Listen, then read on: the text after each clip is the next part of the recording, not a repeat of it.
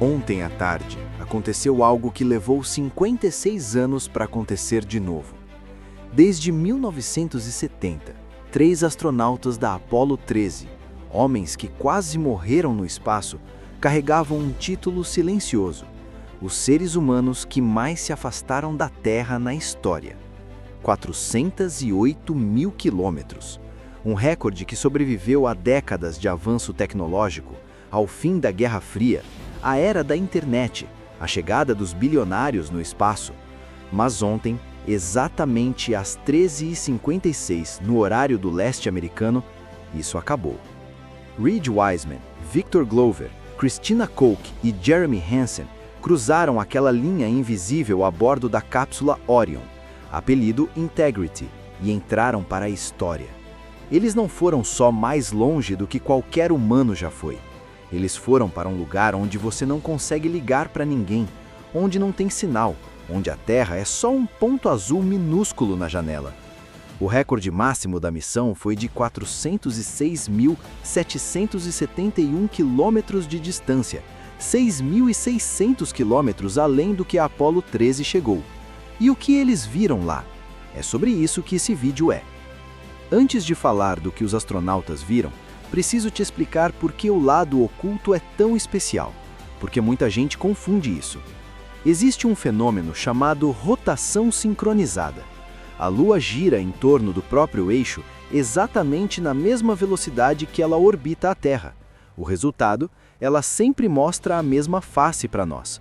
Não importa onde você esteja no planeta, não importa a época do ano, você nunca vai ver o outro lado da Lua da superfície da Terra. Nunca. E olha que detalhe importante, o lado oculto não é o lado escuro. O lado oculto recebe luz do Sol tanto quanto o lado que a gente vê. A diferença é que ele é oculto de nós, não do Sol. Agora, quando você compara os dois lados, eles parecem dois planetas diferentes. O lado que a gente conhece tem grandes planícies escuras chamadas mares, formadas por lava solidificada há bilhões de anos. Já o lado oculto é um caos absoluto, montanhas, crateras em cima de crateras, terreno acidentado que parece ter sido bombardeado sem parar. E foi exatamente isso. Enquanto a Lua protege a Terra de impactos de asteroides, ela absorve a maior parte desses impactos no lado oculto. É literalmente o escudo do nosso planeta. Nenhum ser humano jamais tinha visto esse lado a olho nu, até ontem. Às 18h44 do horário do leste americano de ontem, a NASA perdeu o sinal. A cápsula Orion havia entrado atrás da Lua. Entre eles e a Terra, 3.500 quilômetros de rocha sólida, bloqueando qualquer onda de rádio. Sem Houston, sem internet, sem comunicação com ninguém. Durante o blackout planejado de aproximadamente 40 minutos, enquanto a Orion passava pelo lado oculto, o sinal da rede de comunicação em espaço profundo da NASA foi completamente bloqueado pela superfície lunar. Você já ficou sem internet por 40 minutos e ficou ansioso? Imagina agora, você está a 406 mil quilômetros de distância de qualquer ser humano, num veículo que tem o tamanho de um SUV grande, viajando a mais de 97 mil quilômetros por hora, olhando pela janela para uma paisagem que nenhum olho humano jamais viu. E sabe o que eles fizeram nesses 40 minutos? Quando o sinal caiu, os 4 se reuniram para comemorar com biscoitos de creme de bordo, uma gentileza do astronauta canadense Jeremy Hansen, para marcar aquele momento surreal. Biscoitos, no lugar mais isolado que um ser humano já pisou na história. Enquanto isso, do lado de fora da janela, eles estavam observando algo que nenhuma câmera espacial jamais captou com olhos humanos. Pela primeira vez, humanos viram diretamente características do lado oculto da Lua, incluindo a Bacia Oriental, uma das maiores estruturas de impacto do Sistema Solar, nunca antes testemunhadas diretamente. Jeremy Hansen, o astronauta canadense, não conseguia esconder a emoção. É impressionante o que você consegue ver a olho nu da Lua agora. É simplesmente inacreditável. Quando o sinal voltou, às 19h25, foi com um presente visual que ficará para sempre na história. Eles viram o Earthrise ao vivo, a Terra nascendo atrás da Lua, um mármore azul pálido no fundo de um céu absolutamente preto. Mas o dia ainda não acabou. Entre as 20h35 e 21h32, a Orion entrou em eclipse solar total. A tripulação assistiu ao Sol desaparecer atrás de uma Lua quase completamente escura, enquanto a corona solar, a atmosfera mais externa do Sol, brilhava ao redor da borda lunar, como um anel de fogo. Pensa comigo, eles estavam do outro lado da Lua, no escuro, assistindo a um eclipse solar. Isso não acontece em nenhum outro lugar. A tripulação também aproveitou o eclipse para estudar a corona do Sol e observar flashes de luz na superfície lunar, clarões causados por meteoroides batendo na Lua em tempo real. E então veio o momento mais humano de toda a missão. Pouco depois das 14 horas, enquanto a comunicação ainda estava ativa, a tripulação identificou duas pequenas crateras sem nome perto da bacia oriental e propôs nomes para elas. A primeira, Integrity, em homenagem à cápsula. A segunda, Carol, em homenagem à falecida esposa do comandante Reed Wiseman. Carol Wiseman morreu de câncer e o comandante quis deixar o nome dela gravado para sempre no corpo celeste mais próximo da Terra. Isso é mais do que exploração espacial.